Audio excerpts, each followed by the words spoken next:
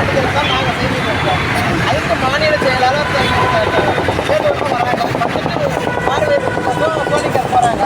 போய் பேசுறதுக்கு போனால் அவங்க பேசி முடித்து தொழிலாளிகிட்ட அடுத்த கட்டம் வேலை என்ன நடைபெறுது இல்லை லேபரில் பேசுறதும் அந்த கிட்ட பேசிட்டு வந்துட்டு இருக்காங்க. வரும்போது பாலாஜால வழி மறித்து இரணியப்பன் சிம்புதேவன் தொழிலாளி வந்து விஜய் 3 பேர் வரும்போது ஓவர் டேக் பண்ணி அந்த கார் வந்து ஆட்டோ மேலே இடிக்கிறாங்க.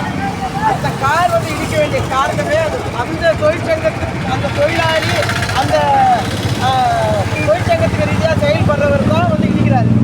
ஒரு தொழிலாளி ஒரு தொழிற்சங்கம் தொழிலாளிக்கு தான் வந்து முன்னோடியாக நிற்கணும். ஆனால் அவர் வந்து செய்யறதை பார்த்தா அவருக்கும் எங்களுக்கு நம்ம சண்டை போல நாங்கள் அவர்கிட்ட முன்கூட்டி பேசுறது போல வந்து ஒரு வெறி தாக்குதலோட வந்து அந்த தாக்குதல் நடத்துகிறாங்க.